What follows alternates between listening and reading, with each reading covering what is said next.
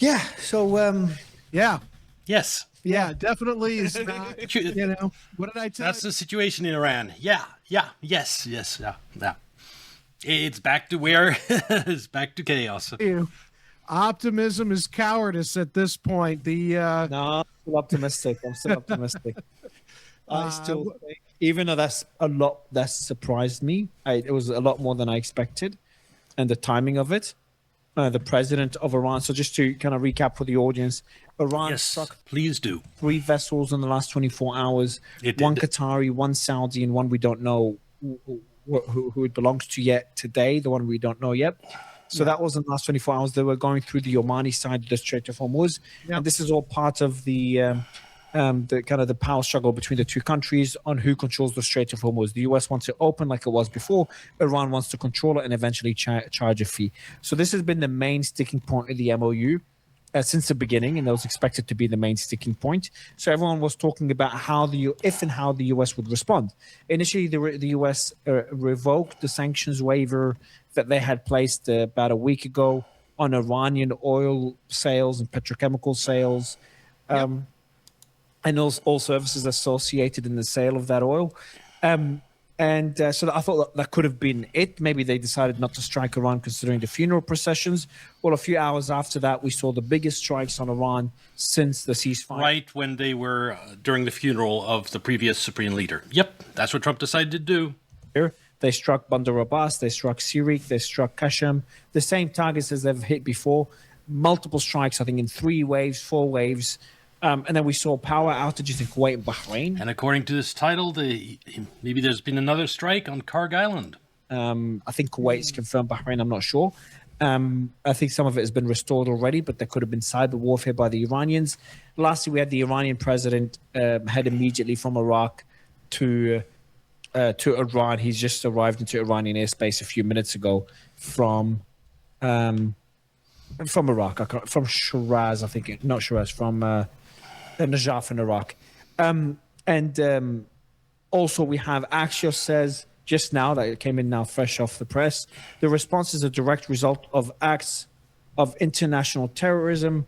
That's the US official talking to Axios, that have been perpetrated by Iran on innocent ships transiting the straits. The Iran. Let me just check how the Hormuz is doing right now in terms of ships. Well, ships that go through the south side here turn off their transponders so you can't see them.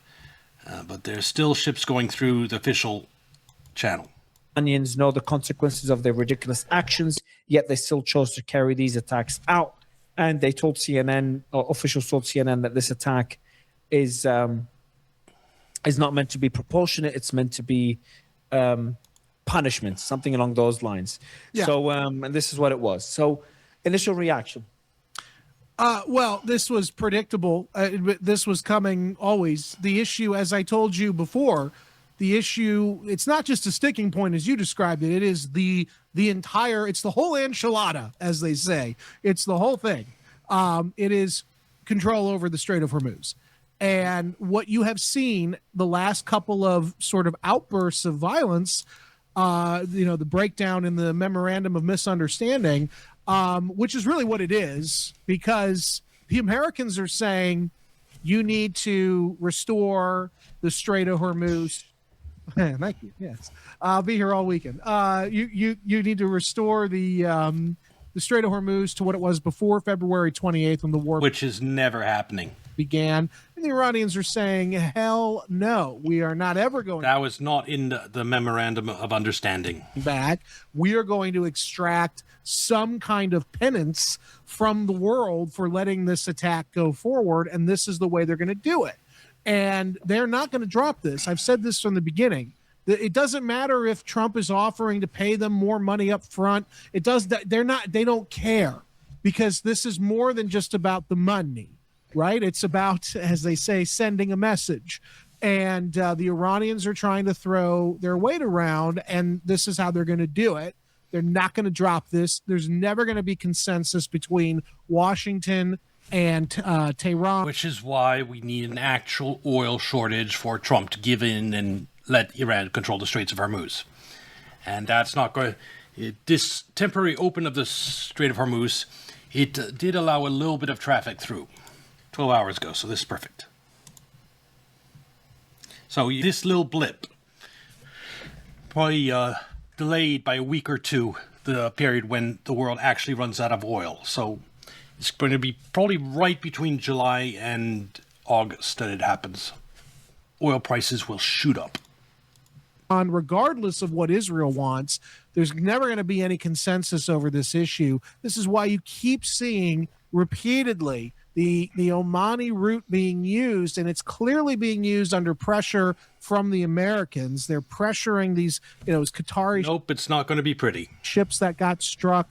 The Saudis are stuck in this very, very awkward place because clearly the Saudis want this over as quickly as possible, and yet they're still kowtowing to Washington. This is not going to end with a peace deal. This is not going to end with any deal. And if you looked at that funeral it will end in a deal, a Trump surrender, but we're not there yet. There has to be an actual oil shortage to force Trump's hand. Ayatollah and what they were chanting, and yeah, you can say it was all propaganda, and of course it was propaganda for them, but that was a hell of a lot of people. And whoever sat down with the president, Mr. Netanyahu, whoever sat down with the president before the war began and filled his brain with notions that, we just bomb them into democracy, that person should have their head examined. And there should be some kind of investigation. I've been saying this since even before the war. The protests, that was because of inflation caused by the United States. We shorted their currency. Our Secretary of the Treasury admitted this under oath when he testified before Congress. And so that's why the protests were there. And the polls showing a majority of people against the regime were paid for by the CIA, basically. Independent polls show the majority of Iranians supporting government. There still probably is a big portion that isn't happy with the government, maybe like 30% or something, but a majority, like 50%, support the regime. Because this was, looking at those crowds alone, this was the biggest intelligence failure since 9/11, but since the Iraq War. So I'll just say, Mario, the issue of who controls Strait of Hormuz, it ain't going away. There's never going to be a consensus on it, and you're going to keep seeing this happening. And by the way, tick tock, right? We're running out of oil here. The world needs that oil restored. So, and Iran knows it. And by the way, we can't discount the fact that Iran is so peeved at how they were treated, at the assassinations of their leaders. You looked at that funeral. That was a very emotional thing. There's a very high probability that Iran has figured they can survive whatever economic calamity is coming by keeping the Strait of Hormuz closed better than the Americans can. And they might be dead set on punishing us by, strangling our economy, which they are about to do. Yeah, so that is a possibility. I personally feel that Trump is going to capitulate and there'll be a deal. Because, yes, Iran could punish the United States that way, but it would be punishing the entire rest of the world too. And besides, just causing a shortage. If a shortage starts next August, that's not going to be completely resolved until the midterm elections anyway, even if they started reopening the straits. So that would cost Trump the midterm anyway. And that, I think, would be a huge blow to Trump already. But it's true. If Iran decided, okay, we're going to hold the strait closed till like another year, then the world economy is just completely fucked. We're talking like 20% decrease in the world economy or something, or 15%. It'll be like a Great Depression. They can do that if they want. They have that power. That's the leverage that they wield. So Trump just came in now from Axios as well. Trump approved the strike plan against Iran and gave the final order on Tuesday while attending the NATO summit. Tuesday as in yesterday, it wasn't today. Today. So Trump is an idiot, or he's surrounded by deep state, by people that are giving him bad info. Today, Trump held a meeting in Ankara with Hegseth, Rubio, Scott Bessent. And if he's surrounded himself by idiots, that's ultimately Trump's fault. And Dan Kane, the chairman of the Joint Chief of Staff, and other senior officials before authorizing the operation. A U.S. official said it remains unclear how long the strikes will continue, saying, quote, "We'll get the assessment about the results of the strikes and make decisions after." Yeah. Do you think that This is an insane clown car posse? That's what this is. This is the insane clown car posse presidency. And you're seeing that play out. Dan Kane is basically there for decorative purposes. I'm not really sure what he's contributing at this point.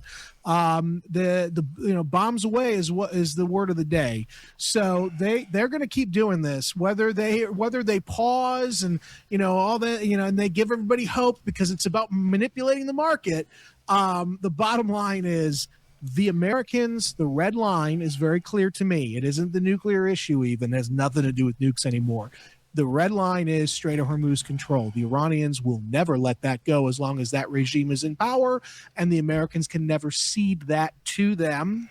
And that means it's war. The war is back on the menu is what that. Also, it's the longer the Strait of Hormuz has been closed, the more leverage it gives Iran. That means there's a world buffer, like world oil reserves that have been drawn down everywhere. So it has really no impact to hold it closed, like even this amount. If it was fully open, if it went all the way back up to here right away, it can't for logistical reasons. But if it did, then the world would pretty much be okay. It slowly rebuild reserves.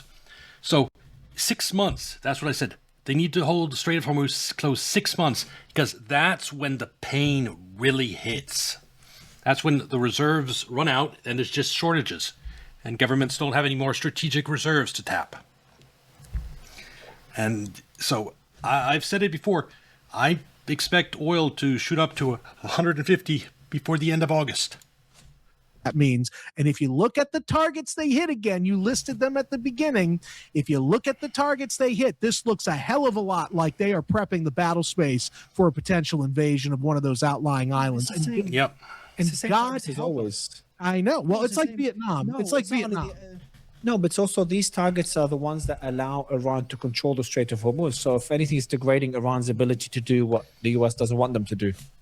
Well, I'm not denying that. What I'm saying is, besides the window for Trump to actually launch an operation, it'd be a disaster. But the window is actual oil shortages. So he next like 2-3 weeks, if he's actually considering that after there's actual oil shortages, it becomes really difficult. The rest of that would upset the rest of the world. Like there starts being actual oil shortages, and then Trump escalates the war by trying to take an island. That would turn the entire world against the United States. It would be very bad PR. So I'm pretty sure Trump, if he does try something, it will be before then. If you look at what they're hitting, they need to punch a pathway for a potential amphibious landing. This is what you would be hitting. They need to punch a hole there because the Iranians are not going to drop this, and you can degrade all you want. But I see no evidence that we have the ability to destroy the actual capability militarily of the Iranians to exert some form of pressure over the Strait of Hormuz, which is why I still think landing troops, as insane as it is, and it will not end well for the United States, I still think the president... We are in the era of FPV drones. If U.S. troops land anywhere on Iranian soil, there will be dozens, if not hundreds, of videos of FPV drones diving into U.S. Marines. This is what Russia and Ukraine have learned. That's the era we live in. And it's be devastating for Trump politically. And has him this locked in. That's what he wants to do, whether he does it now or he does it after the midterms, probably after the midterms because it's too hot right now. And also, by the way, now there is a silver lining in all of this. The silver lining is now that this is happening, and I think I'm being proven right, there's no way the Americans are going to have the stomach to get involved in a European war. So the Russians are going to have an open field at this point to do whatever the hell they want in Ukraine. And I think you're seeing that play out right now. Yeah, I did say this. This Iran war is great for Russia, both in terms of oil prices and in terms of weakening America so that, yeah, they're not going to get involved in Ukraine. Because there's no way the Americans can fight in Iran in an increased capacity. And also... AI won't develop further than it already is. The approach they're taking is wrong, so don't need to worry about that. Probably for another decade. I'm not going to get into all that. That's just my opinion. Do whatever the heck is going on in Ukraine. But you're assuming there's a full-blown war in Iran. I think that's where this is headed. I don't think either side is really. I don't think the Iranians want to deal at this point. I don't agree with anybody who's saying that at this point, because you look at that funeral, there's just too much emotion there. There's no way they're going to be able to contain that emotional outburst. This is something more. We've moved beyond the realm of rationality, and I'm reminded of the 11 rules that Robert McNamara came up with after he lost Vietnam. And number 4 on that list of 11 was rationality will not save us. And I'm very worried that that is at play here. I don't think anybody involved, the U.S., Israel, or Iran, is playing rationally at this point. No, I think Iran, I think, is being fairly rational so far, everything they're doing.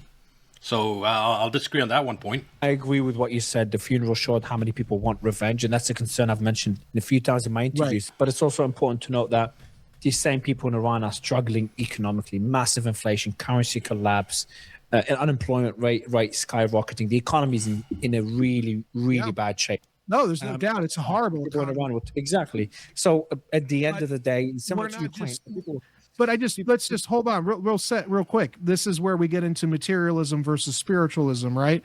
Are we economic creatures first and foremost, or is there something more to human beings? And I think many Iranians would answer you that this is something more. And I think if you saw that funeral, nobody's talking about how bad the economy is, and it's bad right now. Yes, it was the worst possible time for Trump to attack Iran during this funeral. When people are fully grieving the previous supreme leader and then you provoke them, not a smart move by Trump. For them, and it's going to get bad for us real soon. They're talking about the need for, on a spiritual level, revenge. So there's something more going on here. This is scary. I think the majority of Iranians, it's a secular country, relatively secular country. It's not a hardline country. The secular. Yeah, but even people that are secular know that supreme leader was like the figurehead of Iran. It was, when Trump took out the supreme leader, it was a dig at entire Iran, whether they were religious or not. It was Trump just executing the leader of Iran. It doesn't matter if you're religion. Yes, it has even more meaning. But even if you're secular, you have a reason to be upset about it. Us aren't running the country. Yeah, but they are the people that the government is meant to represent, and I think the government knows this. I think the government wants their priority. I could get hate for this, but their priority right now is getting the population in a better state, the economy in a better state, over seeking revenge for the death. Yes, but Mario, getting revenge and getting the population at a better place are one and the same goals. You know how the U.S. is. United States, Trump, like you just said, they might be planning this marine attack for after the midterms. Exactly. If Iran rolls over like a dog and opens the Strait of Hormuz now, then Trump might actually win the midterms. I still don't think he can, because there'll be no oil shortages. But they take a lot of pressure off Trump, and he might just attack Iran again after midterms. If Iran holds the Strait of Hormuz closed another 2 months, the amount of pain the entire world will feel, there's no way Trump will even consider attacking Iran again. So, exacting revenge and doing what's best for the Iranian people are one and the same. You people like you who are urging caution or whatever, that's what's going to fuck over Iran in the long term. People like you, after 12-day war, they'd urged Iran to stop firing. And look what that got us. Well, not us, but the Iranian people. It got the supreme leader dead the next year. So restraint is sometimes just the wrong action. The supreme leader now. To be clear, I'm not saying there's not a big chunk that want to avenge the death of the supreme leader. I've seen those videos. I've seen the people around the president saying death to the compromiser, yelling next to him, death to the compromiser. So no, there's a lot of voices that want to seek vengeance, and I'm not surprised.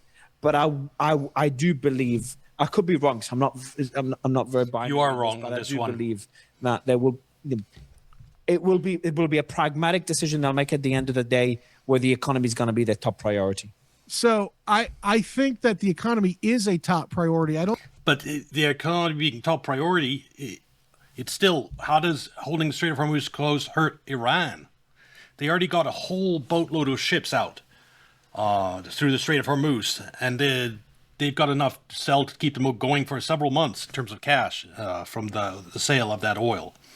So what's the problem with closing the Strait of Hormuz? It doesn't do anything bad for the economy. I don't think it's the top priority right now. I think the top priority right now for the regime, and getting the tolls from the Strait of Hormuz, that will help the economy of Iran more than rolling over like a dead dog and opening the straits and giving up charging those tolls. It is just, you were just suggesting, Mario, here is just stupid.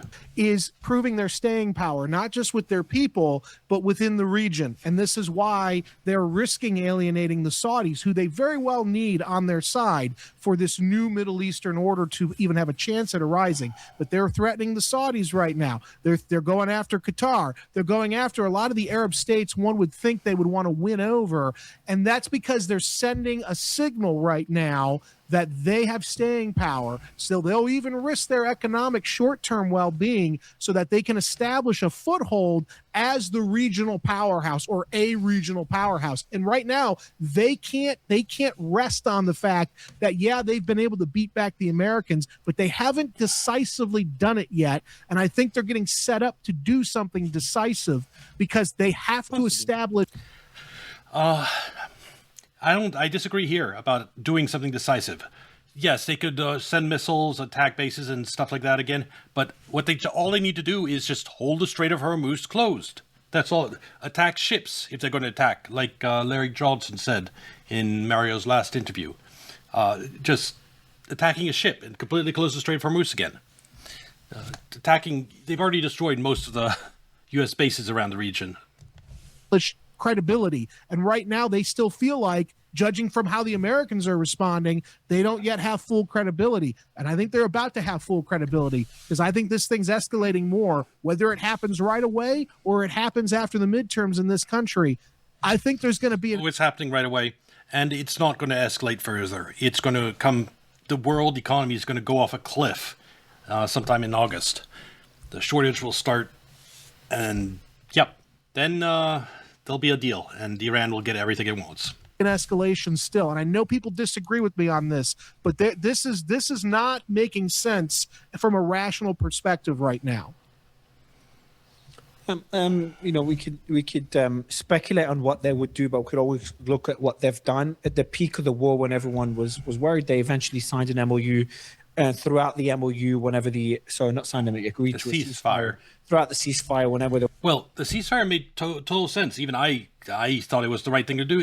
That doesn't matter. The shooting, the firing of missiles back and forth between the United States and Iran does not matter. It's nothing compared to the impact of the Strait of Hormuz.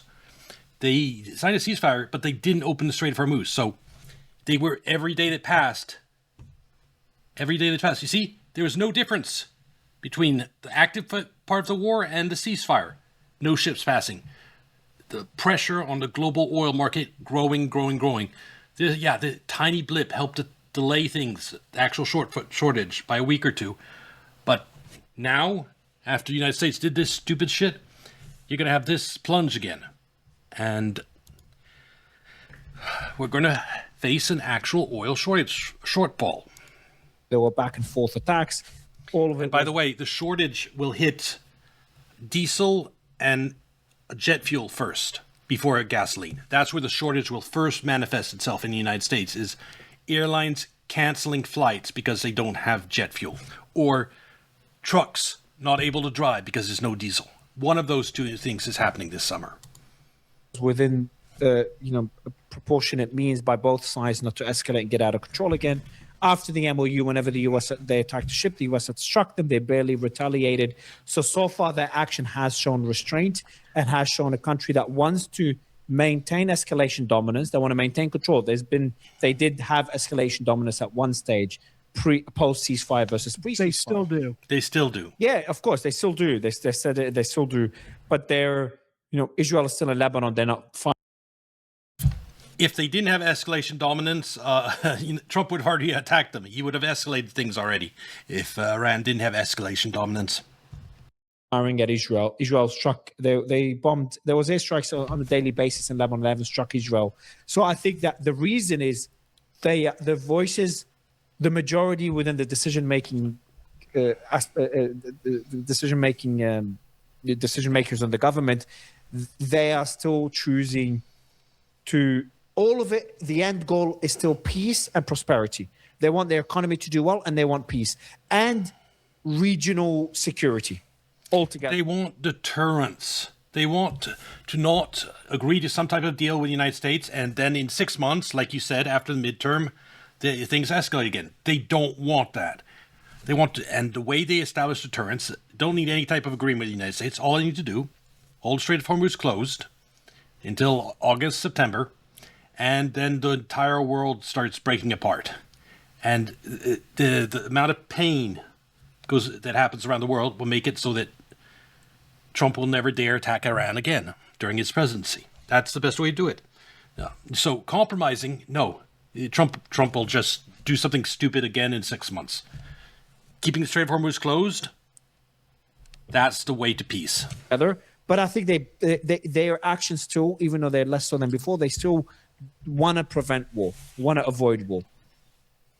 I hope you're right. I don't think anybody wants to avoid war at this point. I don't think Trump does. I don't think Israel does. I think the Iranians feel like they have no choice now.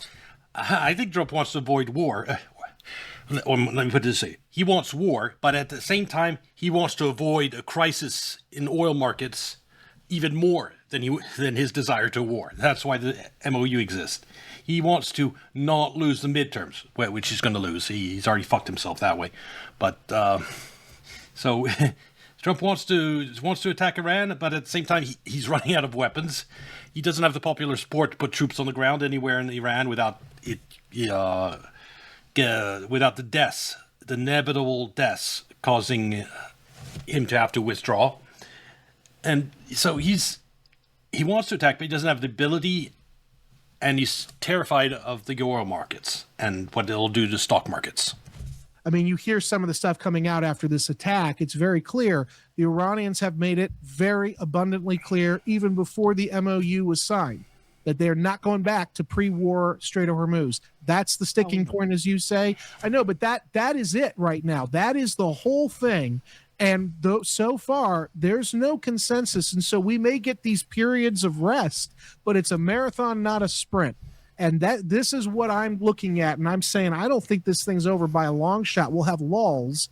Like I said to you before, it might look a lot like the Ukraine war, where we'll go through these long periods. I warned, too, that I expected more of the same, more tit and tat back and forth, and not a full-scale war, but not peace either, until August, when it finally is resolved.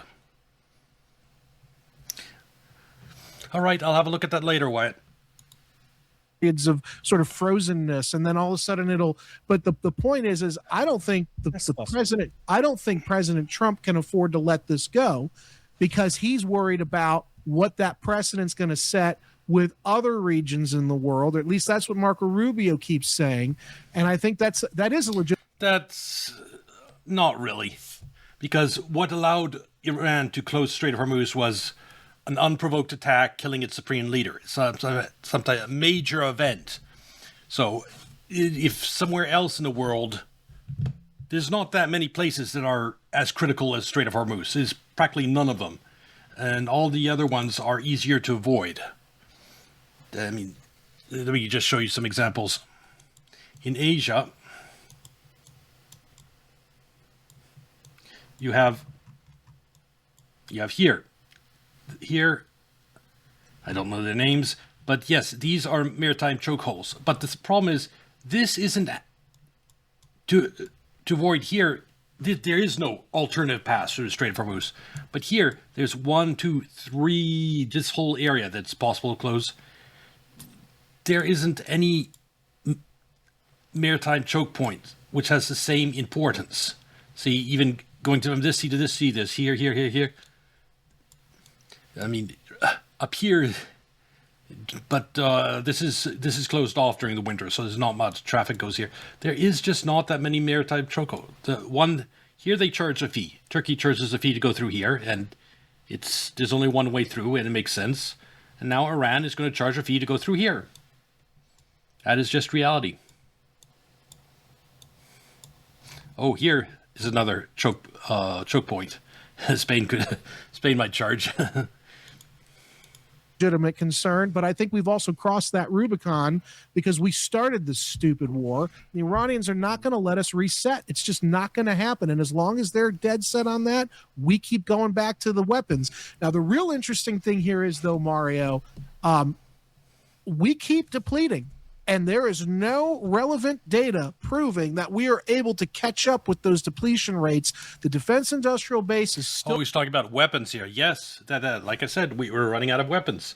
We used a shit ton during the Iran war, and we haven't even begun to replenish them. Still struggling to replenish what's been spent. And if this thing opens up again, this is only going to speed up the decline of those very precarious arsenals. Yeah, and I don't know. I don't know what they're using to these attacks. They're firing on the coastline, not deep into Iran. So I understand that, but I'm saying if the war goes back on, this is going to become a problem because we're not able to replenish. And I know that the military has told him this. They have told the president this, and yet here we are, right back where we were a couple weeks ago. They also told him that Iran would close Strait of Hormuz. He didn't listen to that either. It's like he's like the kid that keeps putting his hand near the hot stove, pulling it back at the last second. Eventually, he's going to get us all burned. And by the way, again, the oil depletion, that also is very worrying. And I know you've had Chris Martenson on. I've seen your interviews with some of your oil experts and Pilkington and whatnot. This is a very dangerous game the president is playing. I don't really understand why he can't just let this thing alone. The memorandum of understanding makes it very clear that the United States is not going to be dictating to the Iranians how this waterway is used during these 60 days or less of relative peace. Yeah, the MOU specifies that Iran will make efforts to allow traffic through Strait of Hormuz. That means basically the traffic will go. Iran will manage the traffic through the Strait of Hormuz. That's what the MOU says. The Iranians have been very clear, and I don't know what the Americans are going to do to try to flip the script, short of in escalating with troops, with Marines trying to do sea control from one of those captured islands. This thing is not going to end well, I don't think. And I think this is a law of unintended consequences. It may very well be that in the backs of their mind, all of these groups think, okay, we'll push and then eventually de-escalate. But as World War I showed us, everybody thinks there's an off-ramp until they get there, and suddenly the off-ramp is gone and you're stuck. That was the idea for Trump attacking Iran. Oh, we'll take out the Supreme Leader, and if it doesn't work, well, I'll just walk away. Except Iran closed Strait of Hormuz. The Strait of Hormuz changes the equation. You can't de-escalate. Iran controls de-escalation. So that's the fear here. Checking Twitter just now, and there are some wild comments. Some Asmongold type comments about we should just, Karg will be leveled. And we should just, Iran has zero leverage, which is not true. Trump just needs to take his glove off and lay waste the entire country, especially Karg Island. One, this guy doesn't know that we're running out of ammunition. Two, Iran would retaliate and destroy all the oil infrastructure in the Gulf and crash the world economy. Worse, 2 times worse than the Great Depression. I do think it's interesting. I just really think people should really take a look at the footage generally of the funeral because, I mean, they said 7 to 9 million. I'm hearing that maybe it was closer to 2 million. Yeah. The point is, 15. Even Financial Times, I think. Did they finally? Okay, because there was a lot of debate the last 3 days over that. The point is, it's millions of people. Okay, yeah. So the point is that there's a hell of a lot of more people who are sympathetic to the regime in Iran than what we in D.C. were led to believe for the last several decades, than what they're telling the president. And that is why we're in this quandary, this quagmire that we find ourselves in, because yet again, the intelligence...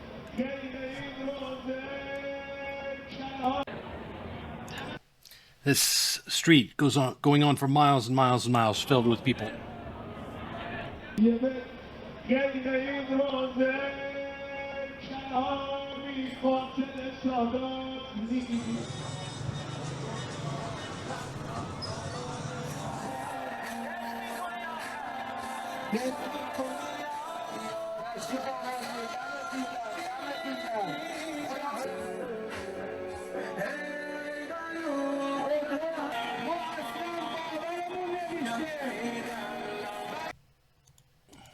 Services did not do their job. They did not provide real capabilities and intentions. They didn't provide a real threat assessment to the president. They provided an ideological assessment. And it was an ideological assessment based upon the needs and desires of a foreign country, the Israelis. And this is, we're going to be paying for this a long time. And there needs to be some kind of a investigation and a reckoning, because this whole thing was avoidable. And, it's not over. This thing's not over, and neither is the Russia thing in Ukraine. I mean, this in both cases, these are conflicts we find ourselves either directly or indirectly involved in on behalf of foreign allies, right? NATO, European, Ukraine, in the Ukraine war, and Israel in the Iran war. And in both cases, we're not faring too well. What do you make of the back of the whole Erdogan versus Netanyahu drama? Trump obviously siding with Erdogan, praising him, saying he's at the NATO summit, not because of NATO. Maybe give him the F-35. Yeah, exactly. And now talking about giving them the F-35 that Netanyahu and the Israeli lobby has been, against for. Is Trump that blocked the Turks made it illegal for the Turks to get the F-35? Yeah, in 2019. Yeah, he did. But I don't. My read on that. Yeah, 2019. My read on that was not his idea. That was like somebody like Mattis or John Kelly. That was one of the, quote, adults in the room who were holdovers from the previous iterations of American presidents. I don't really think that Trump really wanted to do that or was really aware of what that would mean, because there is a consistent through line with Trump, both non-consecutive terms, where he is very close on a personal level with Recep Erdogan. He likes him. They like each other. I mean, I was watching them this morning. Erdogan has his arm, locked in with Trump, and Trump is walking around with him. I don't see that very often, Erdogan doing that with other American presidents, certainly not with Obama. I don't see him doing that with many other leaders around the world. I'm sure he does, but I just thought that was a very telling thing. It was, they like each other, and or at least Erdogan knows how to push Trump's buttons. It's a lot of fun, probably that second one, a lot of extravagance. Everybody knows that's the way to Trump's heart. I have one more question before we continue. Wish Trump's heart wasn't so easy to manipulate. How do you think Iran would retaliate in the short term? Do you think it'll be quite behind as always? Will it be more this time around? What do you expect? I don't know. They might need to strike more because of the funerals. Yeah, Iranians are in that mindset now. Yeah, they might target some of the U.S. bases. They might actually go for some facilities in Saudi. I don't know. Qatar is definitely on the menu, I think. So is Bahrain. Why would Qatar be on the menu? Qatar is the one that's working out the. Well, they went after the Qatari ship. One of those ships was a Qatari ship that they went after. So they are striking Qatari infrastructure at a whole other level, man. Well, I don't know. I'm just saying, at this point, given the severity of what's going on and the fact that the Iranians feel that they need to do something decisive to restore their deterrence, or what they think is their deterrence, I would not take things like Qatar off the table. I would just be looking out. Again, they might decide to just keep everything localized to the Strait, because that seems to be the thing that gets the Americans going. If you really want to pressure the Americans, you do crap to the Strait. They could very well, do more mines. They might not even do it. They could sink a ship. Although they could mine the Oman side of the Straits. The one that, that's one thing I might do, is I just send out a flurry of ships and just get this side of the Straits fully mined, so they don't have to deal with ships sneaking by here anymore. That might be one thing I'd do if I was Iran. You think that someone said that to me today. It is possible. Yeah. Okay. Well, he's been pretty good on this. I think that is a possible. I mean, I disagree with him on Ukraine, but that's fine. Gentlemen can disagree. But he's been right about that, about Iran, and I do think that there is a very increased possibility that they sink a ship to send a message. Again, they think that's sending a message, but that might only then force a greater escalation. I mean, this is where we get into, Robert Pape's theories on escalation and whatnot. And I think I would 100% also sink a ship and mine this the Oman side of the Hormuz Strait. because that's how Iran establishes its control over Strait of Hormuz.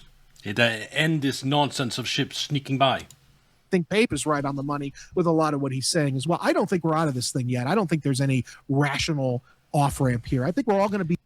There is one. We're just not there yet. It's the oil shortages. We need to reach the oil shortages. Very poor, at the very least, for a period of time in the coming months. What do you make of the strikes? Israel struck Lebanon. There was an airstrike at the same time as the Americans are striking Iran. Do you think they're bringing Lebanon into the mix now? So whenever Iran strikes ships, the U.S. and Israel strike Lebanon and Iran instead of just U.S. Yeah, I think there's a linkage there. Now, I don't know. Now, it's probable that there is some degree of coordination between Trump and Netanyahu on this, but it's also very possible that Netanyahu saw what we were doing or knew we were going to do something and was like, all right, we're going to go now with Lebanon. This is going to continue on, though, in this pattern. Lebanon is now inextricably connected to, when in respects they've always been, because of Hezbollah's presence there and the fact that everybody in the West views Hezbollah as an undeniable extension of Iran. So they're inextricably linked, these two theaters. They're two theaters in the same war. And I still don't discount the possibility in the near term of, or soon, I should say, Jelani's people maybe getting involved, to do something. That is still very...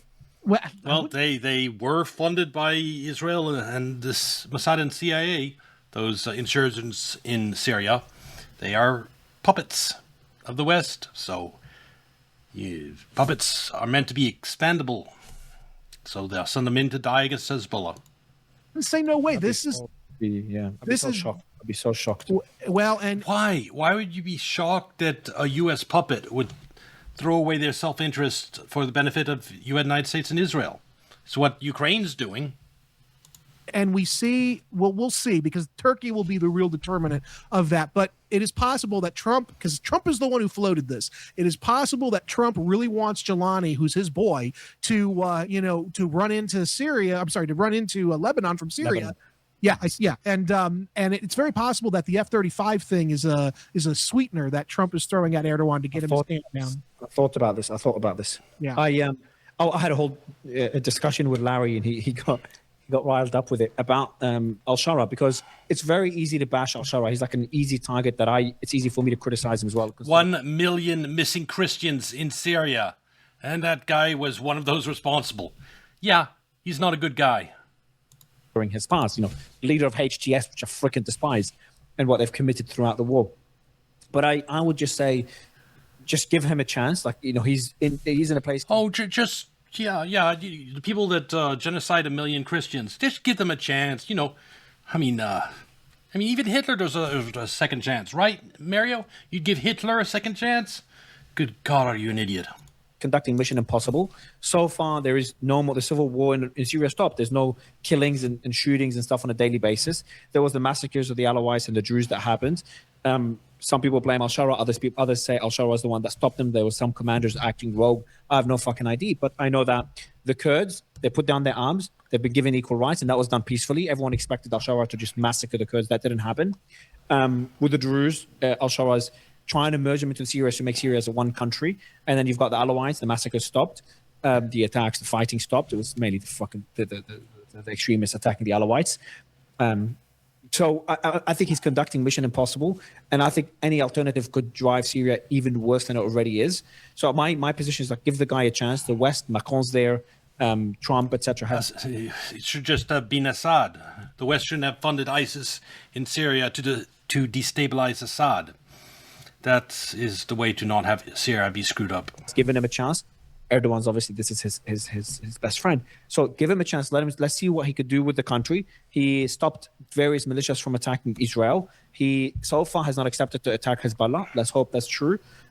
So I would just say, let's hold judgment. Let him try and rule the country. And if he fails, if he goes there and attacks Hezbollah, if he goes there and starts massacring Alawites, then I think we have a fundamental disagreement on what exactly Jelani is. I don't think Jelani is a serious leader of anything other than a U.S., Turkish, maybe Israeli proxy shock force. And I think that... Yep. That's it. If his puppet masters tell him, you need to go do this in Lebanon. I think eventually you will see him execute that mission with wanton disregard for any notion of peace and prosperity. I don't believe that Jelani is. Oh, the jihadists that genocided Christians will go to their death fighting Hezbollah. I'm so sad about that. So sad. Is a real thing. I think Jelani is a creation of whatever we did to him at Camp Bucca, and he's a Frankenstein's monster. This guy did, before we captured him, he was an Al Qaeda in Iraq. He was a very savvy battlefield commander. He was very young too. He was one of the younger ones, and he killed a lot of people, and he wounded a lot of Americans in the Sunni Triangle. So my view on him is basically, if we're not going to drone him, we should definitely extract him and put him in Gitmo. I'm not on board. He's not a fan. He's not a fan. Mario, don't you feel sad? All your guests think of this guy that you're trying to defend as a monster.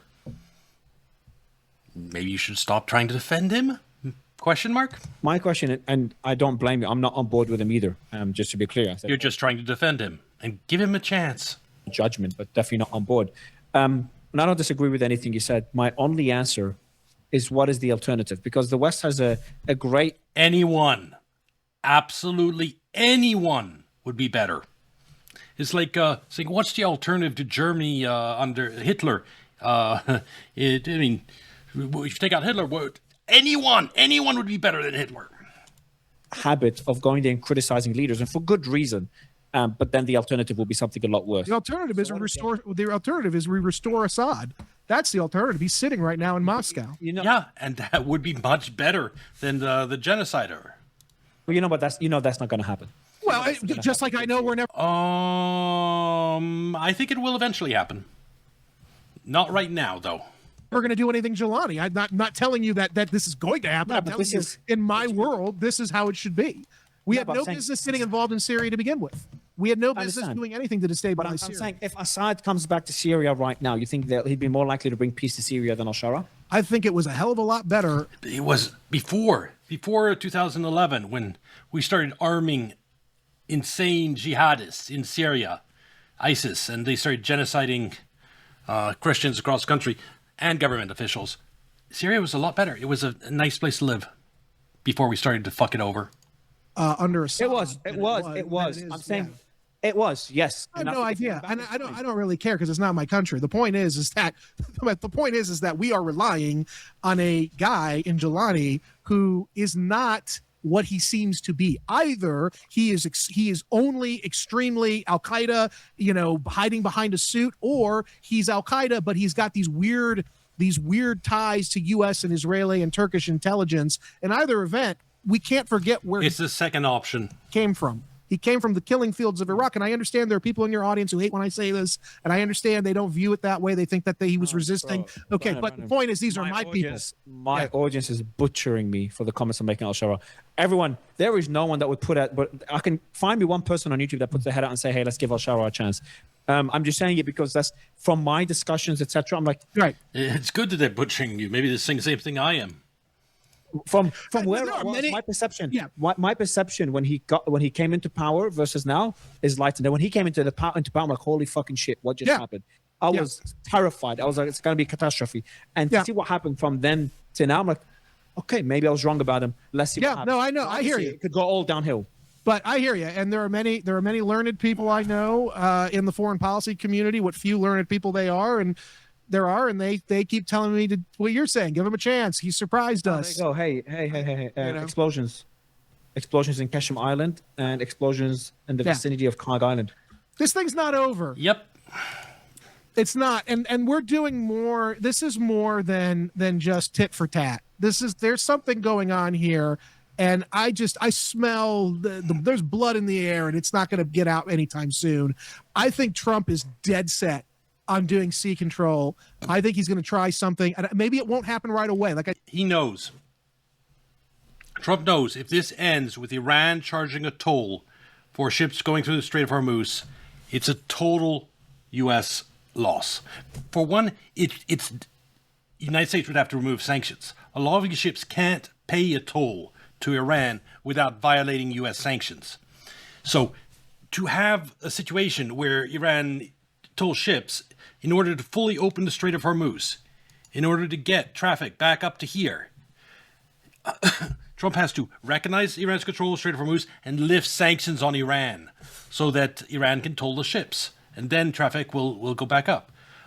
And if he does that, everyone around the world will say the United States lost the war. And it'd be politically devastating to Trump.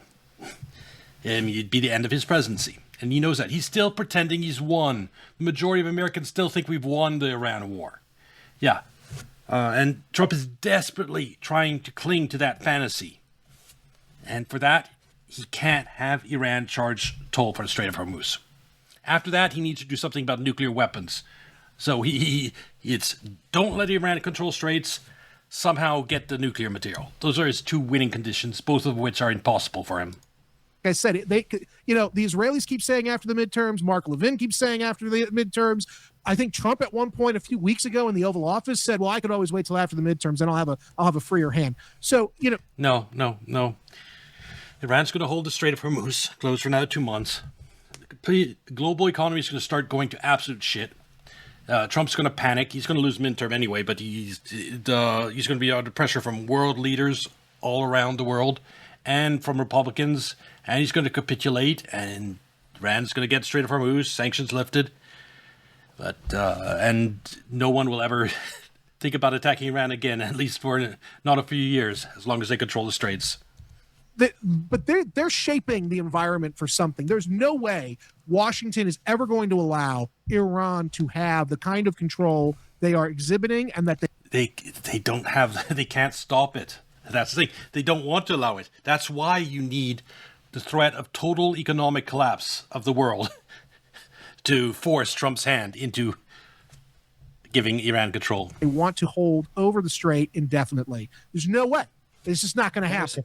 That is surprising. I have a question then. What do you think? Don't give me the answer. Is like there is no logic, no calculations being done. These are okay. These are generals and military analysts, etc. That's advising okay. Trump. All right. All right. No, I'm sure there is. You could disagree with their analysis, but what do you think is the strategic thinking when they're having those discussions behind the scenes?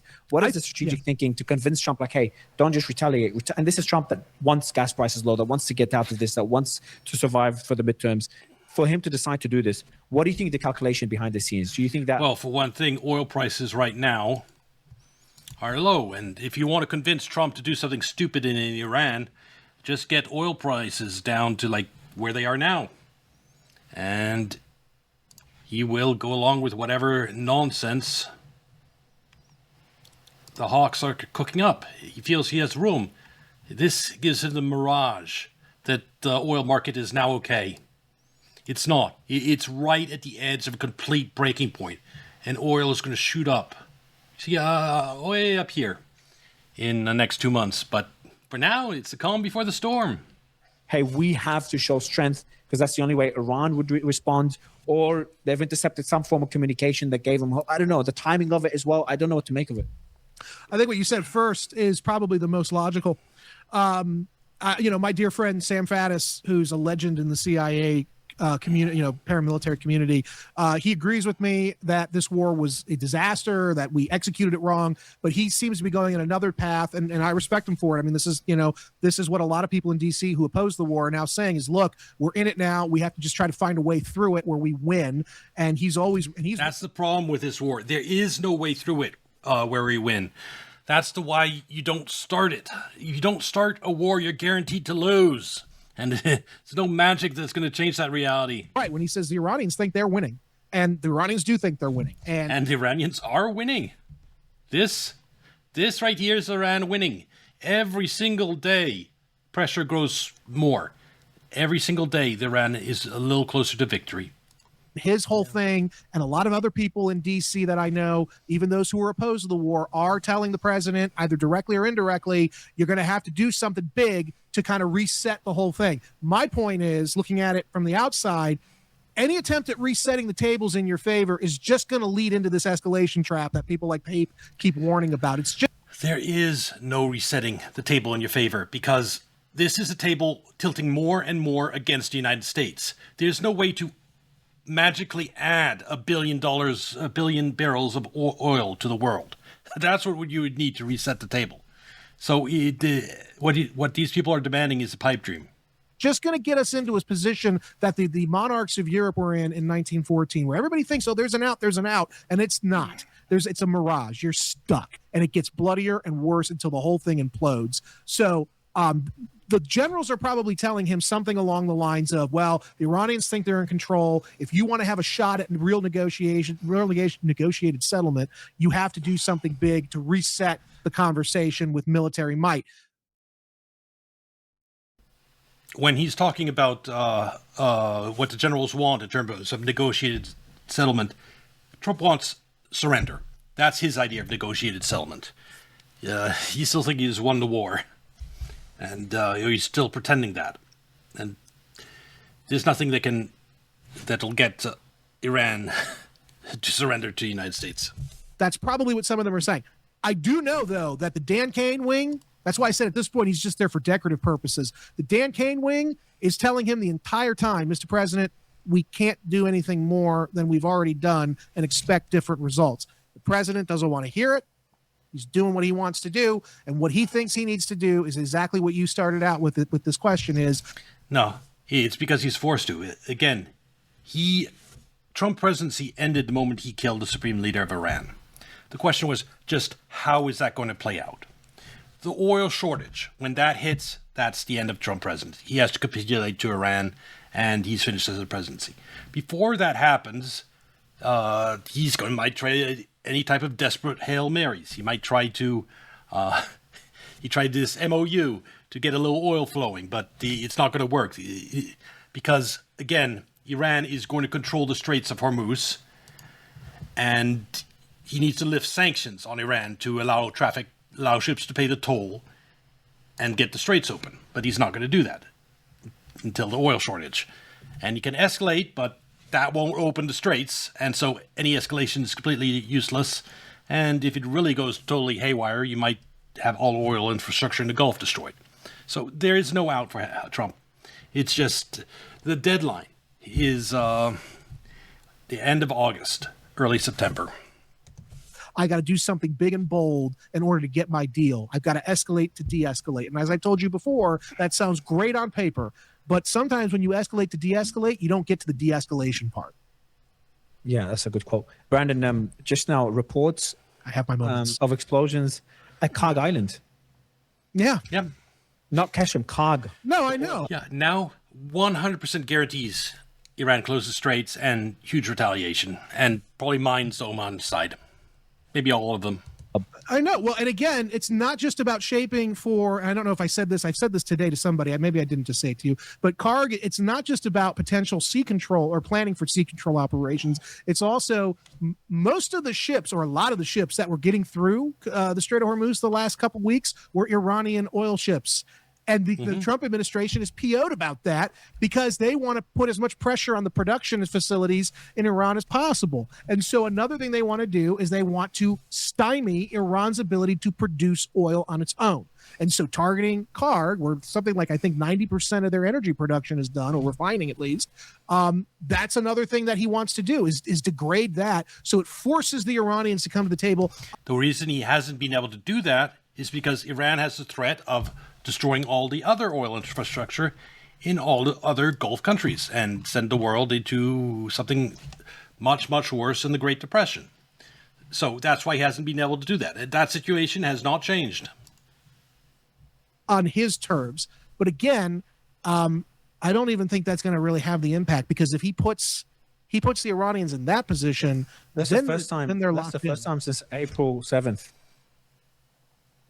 Yeah, and let's point out also, let's point out also, even though we don't get our oil or natural gas from Iran, it's a global market, and when you start blowing up refineries, that's going to jack up the global price of energy. Not only is it going to, take stuff offline, any attacks tend to, on any kind of oil infrastructure anywhere, tend to increase volatility in the oil market, which then leads to higher prices on you and I. So at some point, we're not going to be able to keep these prices deflated through whatever artificial means we're employing. At some point, you're going to have to deal with reality. And I think it's coming up sooner than we think. And that's also very scary to me, because that's going to have impacts on everybody. I'm waiting for those fireworks because I'm so tired of the predictable back and forth this between U.S. and Iran over the Strait of Hormuz. It's just going to contend more of this nonsense right up to the oil shortage. So I'm waiting for that with bated breath. Every day. Strategic reserve being depleted. No, I mean, we've got like, I heard somebody, it might have been Martinson on your show, but I heard somebody in the last 24 hours say we had maybe 8 days left of usable 320 million. You can't go off that number. You cannot go because the salt. Yeah, you can't go to zero. Yeah. So it's what I was told a couple weeks ago. What I was told a couple weeks ago is that it's really closer to 100 million usable barrels, and that was 2 weeks ago. And if you look at the rate we've been blowing through everything, we're probably much lower than that in terms of usable oil, not total oil.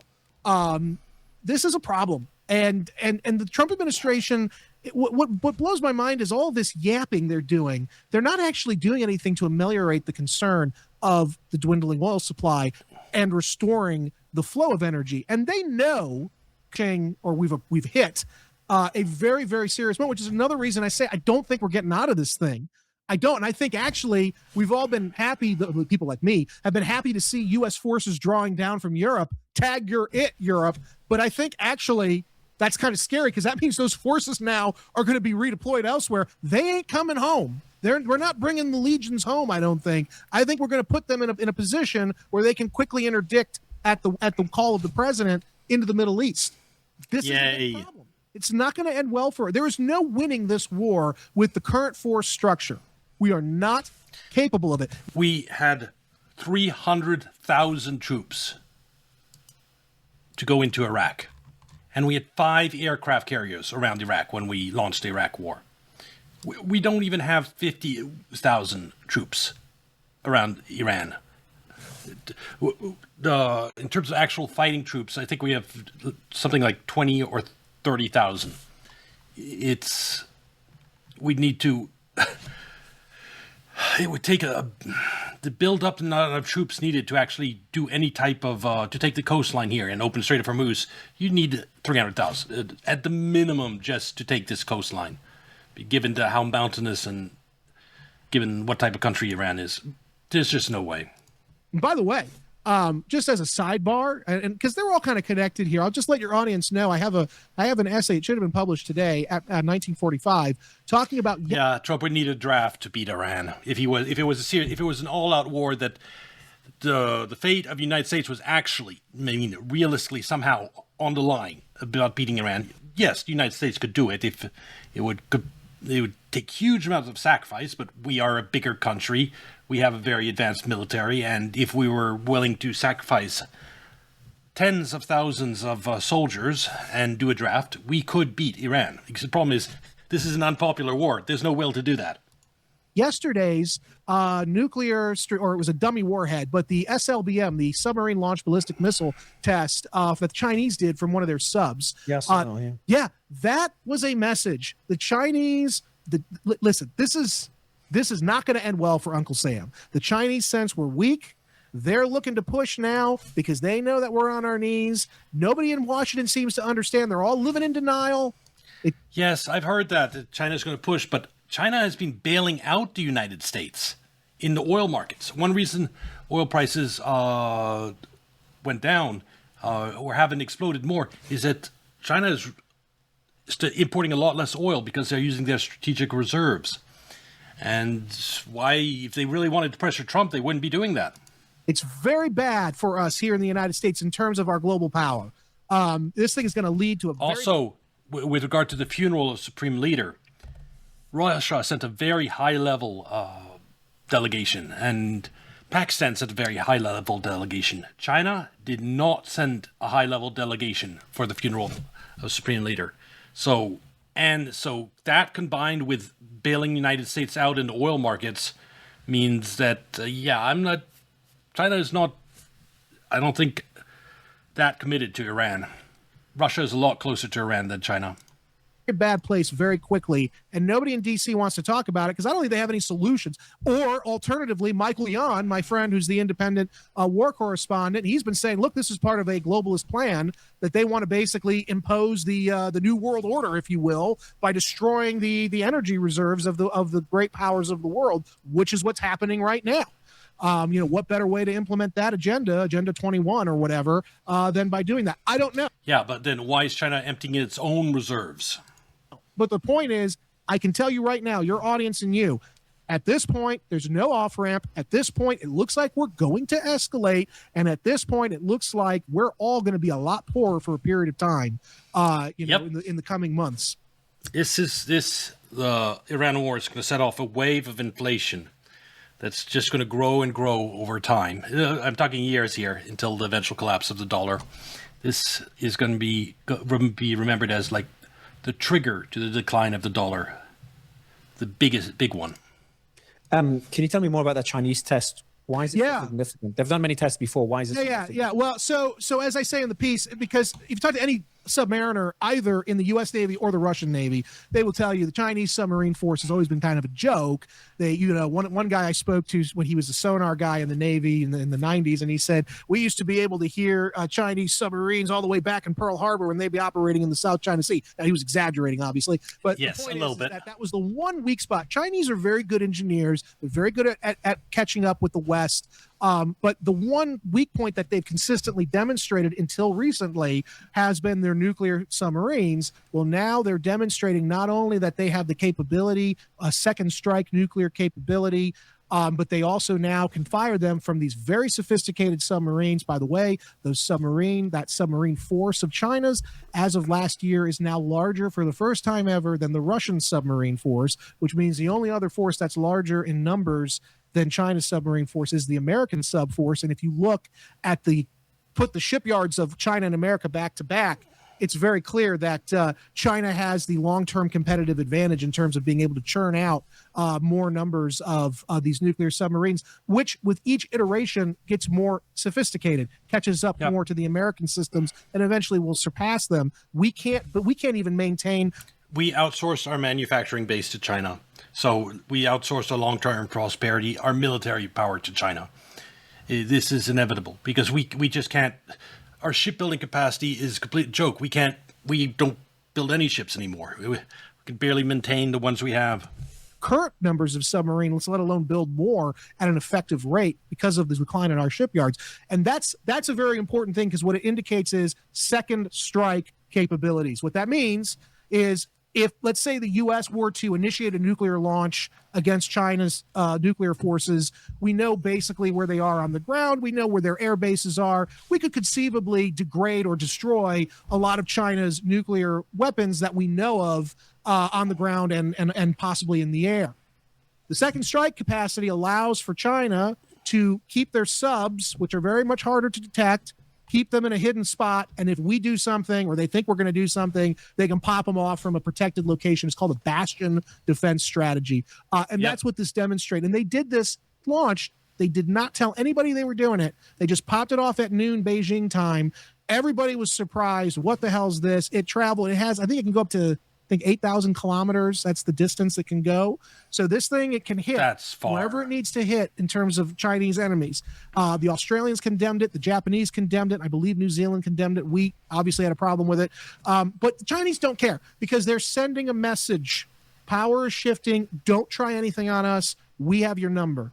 And so what I'm getting at here is this Iran war has so catastrophically blown back in the Americans' face that we're going to be paying this down for probably the rest of the century. And it's going to hit us in unintended ways. It's going to hit us in ways we can't. It will eventually lead to the collapse of the dollar because taking out Iran or Russia, that was the requirement to keep the whole U.S. hegemony going for a few more years. And it's failed. Both the Ukraine war is failing and the Iran war has failed. And now the blowback from the Strait of Hormuz. So instead of taking out Iran and getting its oil, or taking out Russia and getting its oil and natural resources, you now have the opposite. You have the Strait of Hormuz. It's going to lead not only to a huge economic problem for the United States, but it's going to cause a lot of countries to consider de-dollarizing, which will slowly happen. Like the amount of years that Iraq is going to continue using the US dollar as its currency, that isn't going to last forever. Not with Iran that's victorious. Can't even think of. But the end result will be the diminishment of U.S. power and prestige and prosperity and the rise of something else. Man, this is ongoing. Bushehr has just been reports of explosions in Bushehr now. The fuck are they doing? They're going to this. I have a feeling that they think they're going to finish the job. That's his quote. That's what Trump keeps telling everybody. We're going to finish the job. So I think that's what in his mind. Again, this is a 1980s, guy. He thinks everything's a Rambo movie. So, this is what you're getting. And in some ways, he's more hawkish than Mr. Bush was. So we'll see. I look, this is not going to end. The Iranians are going to have to retaliate. Unfortunately, they're going to retaliate against the Arab states. Guaranteed. We're doing a real stand-up job of being friends to them, aren't we? I mean, how much money did Qatar give? They gave them a $400 million plane, and instead their country's now under risk. I mean, this is U.S. Central Command, CENTCOM, announced that U.S. forces conducted a new round of retaliatory strikes against Iran on July 7th, targeting more than 80 sites in response to recent Iranian attacks on commercial shipping in the Strait of Hormuz. Iran attacks 3 ships and U.S. bombs 80 sites.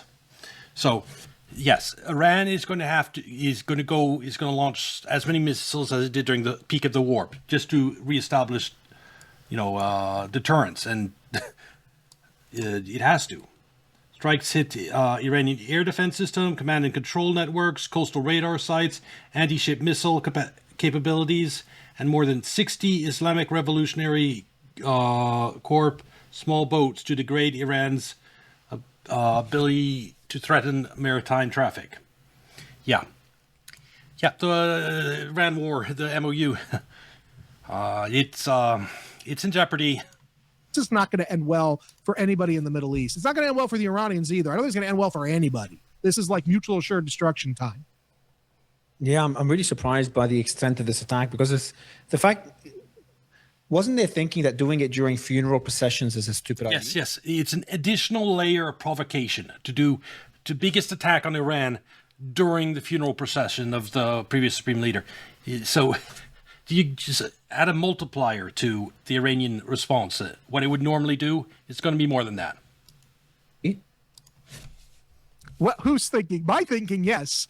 The thinking of the president, I don't think the president thinks that far ahead. I think the president does whatever the hell he wants at a given moment with not much thought, without much consultation. Well, I can tell you, he doesn't like to consult anybody. He likes to keep things close. Just remember, he appointed, and this is probably a good thing because Kellogg's an idiot, but he appointed that General Kellogg to be his Russia envoy, and within 48 hours after appointing him, he decided to bring in Witkoff and supersede. So, I mean, this is a guy who doesn't plan.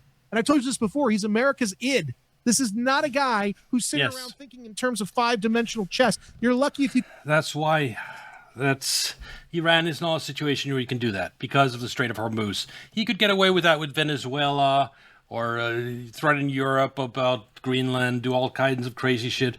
But Iran controls Hormuz and Middle East oil, and now we're fucked. You get 1-dimensional checkers from this guy. It's all just in the moment, and that's who's got his finger on the button, What would it indicate to you if Iran responds in a de-escalatory way, just limited attack again on? Oh, then they're wet noodle. If they're that pathetic, if after this major 80 site struck during the funeral of the previous supreme leader, then the entire world will think that Iran is ruled by weak, limp-dick losers. Critical weight in Bahrain, as we've seen before. It's possible. Would you be surprised? No, it's possible, but it doesn't mean that this ends the war. It doesn't mean that it de-escalates. All it means is that in 2 or 3 weeks, we'll be right back to this position. Maybe it won't be over the Strait. Maybe this time it'll be over whatever the hell Lebanon is going on in Lebanon. We're going to keep coming back to this every two. I mean, I said this before. It's like the guy in bankruptcy who keeps telling the people he owes money to, just give me 2 more weeks, I'll have the money. That's what Trump is behaving like. 2 weeks. So no, wouldn't that be a sign? Would you see that as a sign of weakness if the U.S. escalated to that level in the midst of the funeral processions? and then Maybe. all the Iranians would do is just retaliate. Maybe, or maybe it indicates that the Iranians aren't really fazed by this because they have maintained their capabilities underground. We still are not destroying the center of their gravity, which is those underground. Yes, but 80 sites struck. And if this is right about 60 Islamic Revolutionary Guard Corps small boats, that is probably a lot of dead Iranians. So even if Iran's capabilities aren't degraded because it still has all the missiles, killing a large number of Iranian soldiers is going to tick off Iran. Complexes. When I say underground, these are not just like caves that bin Laden was hiding out in Tora Bora, which also, by the way, were very difficult to destroy, as evidenced by the fact we didn't kill him then. These caves are like underground cities. They're under granite. They are highly interconnected. We have been trying to collapse them the entire war. We have not done it at all. And so these are not being targeted right now. Just to be clear, this is I know that, but what I'm saying is that's that's their center of power militarily, and we're not even hitting them because we can't hit them. So my point is, the Iranians might not really care. Whatever the hell we're doing right now, they know they will care because of the image that during the funeral of Supreme Leader, U.S. attacks and it kills a large number of Iranians.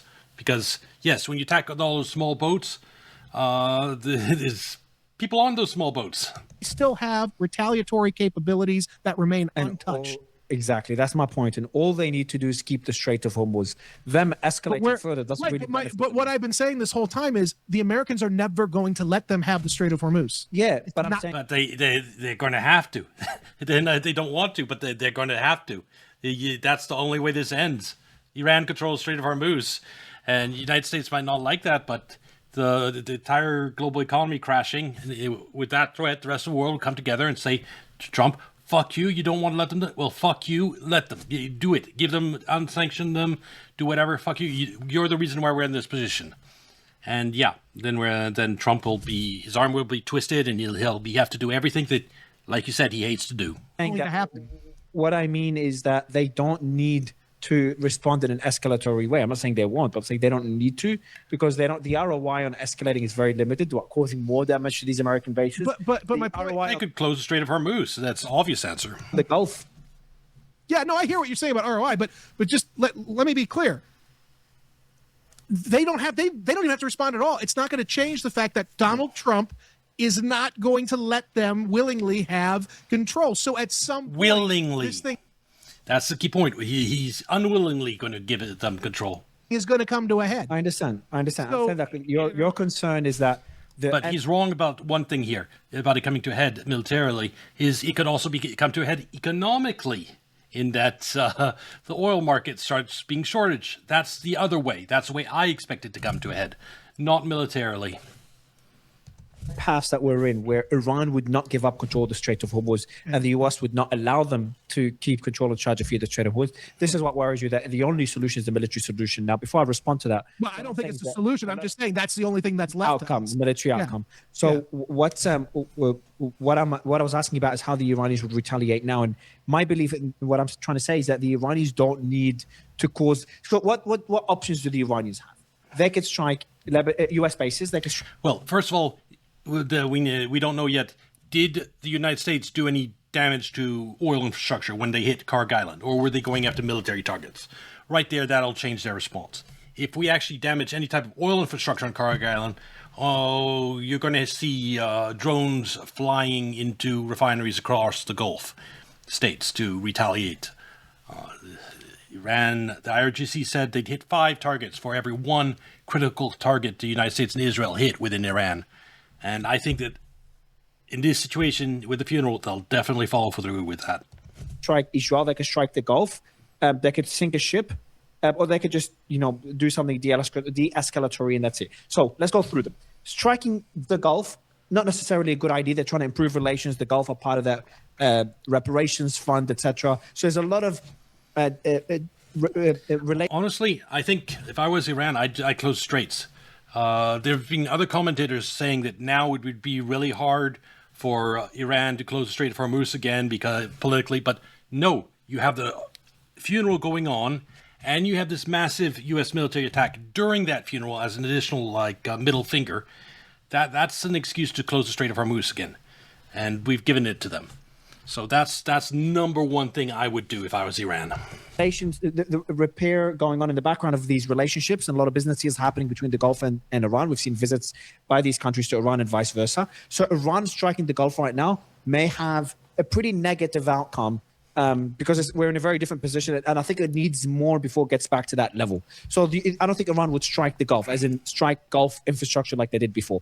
So I would take Gulf out of the picture unless the US really escalates and we're back into full-blown war. That's when we go horizontal again. The Iranians could 80 targets they hit, United States. How much more many targets would you consider a big escalation, Mario? US bases, that's just symbolic. There's not much more damage they could do. They could strike Israel, but why would they drag Israel into it? Israel's not striking them. Israel's not striking Beirut. So that doesn't make that much sense either. And the last one is keeping the Strait of Hormuz closed and striking ships there. I think this is their best outcome. What they would do is they would keep the Strait of Hormuz closed. There is the only other response. They'll sink a ship or two to close the Strait of Hormuz. One other option is sinking a ship, but that will be escalatory. That is the one other option they have. But otherwise, keep the Strait of Hormuz closed and some sort of symbolic strike on the American bases. No, I think the most likely is they're going to do something in the Strait of Hormuz. I think that's whether it's, shutting it down permanently or, relatively permanently or sinking a ship. I think that you're going to see some response closer to the Strait of Hormuz. Like I said, though, we can't rule out those other targets, the Arab states. We can't rule out any of this. I just think that it's too early for that. It's too early right. for that. It comes with I think that they need to send drones flying just because they were hit during the funeral. So it might not be a huge attack. There'll be a token attack against all the Gulf states. And then the main thing they'll do is close the Strait of Hormuz. And they'll might mine the Oman passage of the Strait of Hormuz to just shut that thorn in their side down for good. For the cost. I'm not saying that that's the likeliest. I'm saying the likeliest is something in the Strait, whether it's sinking a ship or just squeezing it harder. Look, the Iranians, all they have to do, and I think they already did announce that they're closing it down again. All they have to do is close it down. Reports the Navy's, okay. Well, all they have to do is, again, phone Lloyd's of London and say, we're closing this down. And Lloyd's of London is going to go apoplectic, and the entire system will be put into shock again. And we're right back to where we were a few weeks ago. And the Iranians know this, and I think that is probably the most likely play, because for them, this is about demonstrating control over the Strait of Hormuz. So you demonstrate control over the Strait of Hormuz by demonstrating control over the Strait of Hormuz. And that's what's happening. The New York Times just reported the same thing that the other outlets reported. A U.S. military official... Well, whether Iran announces it or not, 5 tankers have been hit in the Strait of Hormuz 24 hours, so you might as well consider Strait of Hormuz closed. Said the airstrikes against Iran would go on for a while and would focus on a series of Iranian military targets. The official did not disclose what types of targets were being hit, but in strikes... So the U.S. strikes might not even be done. 80 so far, and more coming. But in strikes last month, U.S. forces hit Iranian coastal radar sites as well as missile... MOU might as well be dead. Storage facilities. Only they might continue negotiating on side, but I think the hot war is on its way to being back on. There you go. This thing's not going to be ending anytime soon. And we, just don't forget, rationality will not save us. And so at some point, this sort of thing leads to grave miscalculations and unintended consequences that we can't get out of. So that's really the fear that very few analysts, if you notice, I'm one of the only people who talks about things like this.